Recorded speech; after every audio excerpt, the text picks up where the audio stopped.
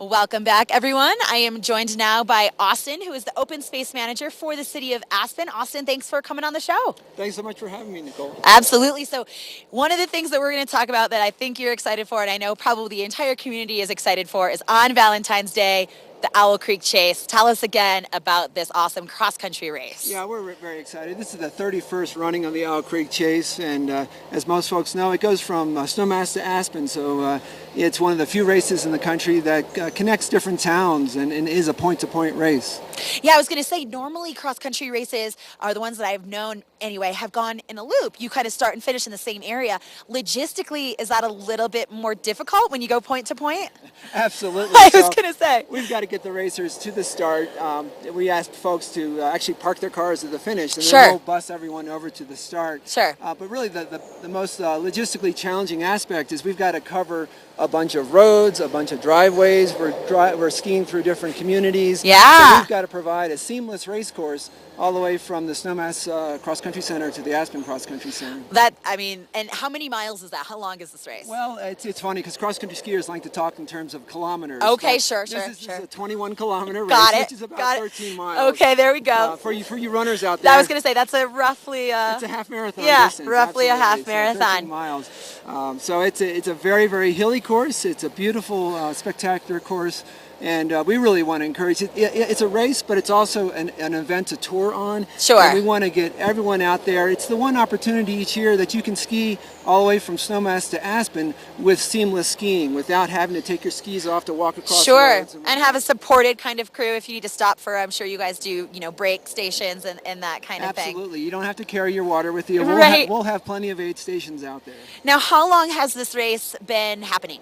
Yeah, so we started in 1985, and the Ute Mountaineers started this event off years ago. The city of Aspen took it over a bunch of years ago, and we've been carrying on the tradition, and hopefully we'll have another 31 years in the future. Absolutely. So how popular is this? How many racers are you going to get to sign up for this race this year? Typically we have about 150 skiers that come out for this, and last year the gal who won it, Caitlin Gregg, went on to get a bronze medal at the World Championships. Oh my goodness. So we fantastic. Oftentimes we'll get some really big guns coming out for this one. That's great, but that's not to dissuade those of us who maybe have only cross-country skied a handful of times, right? Exactly, and it really is about those folks that just want to ski the race. There's going to be a handful that are gunning for the first place. Yeah. And we've got some prize money out there, $300 for first place. So we got a little bit of prize money out there, but for most of us, it's just about doing the event and finishing it and having fun along the way.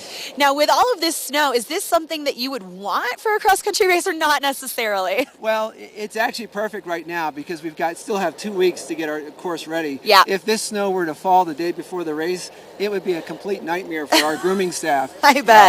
But having it now is awesome. It's going to set us up for perfect conditions. It is really the year to do it if you've been thinking about it. Yeah, I mean, I think that the more snow, the better generally for all of us who live here, right? Absolutely, we love this. Well, speaking of the snow, you guys, we're going to take a quick look at the weather, and when we come back, Austin, we're going to talk a little bit about maybe where you're going to ski today, because I want to give the people some knowledge, all right? So we're going to take a look at the weather, and we'll be right back after this. In our weather, and I am still joined here with Austin, who is the open space manager for the city of Aspen, and we've been talking about the Owl Creek Chase cross-country race. Give us the quick bullet point list again: who, what, when, where, why, and how. Yeah, so we're running on Sunday, February 14th, Valentine's Day. The race, actually we have two starts. We have a classic start at 9 a.m. at the Snowmass Cross Country Center.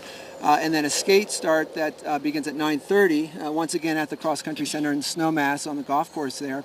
And you can go to owlcreekchase.com to register, $45. There will not be race day registration, so we're encouraging everyone to get signed up as soon as they can. Fantastic. Well, Austin, sounds like that's going to be a great time, and I know that today is going to be a great time as well with all this snow. You've got your telemark boots on. Where are you going to ski today? Well, I'm up here with my son, and he wants to go straight to higher up, so we'll see. All right. Head over to Bell that afterwards. Is not a bad call at all. Don't blame him. And I know my stepson's coming up today as well. No school for the kids, so it's a great day to come out with mom and dad. They're psyched. Yeah, absolutely. All right, well, Austin, thank you so much for coming on the show, talking to us about the Owl Creek Chase, and we're looking forward to seeing the race happen on the 14th. Thanks so much, Nicole. Appreciate You betcha. Guys, we're going to take a quick commercial break, and we'll be right back after this.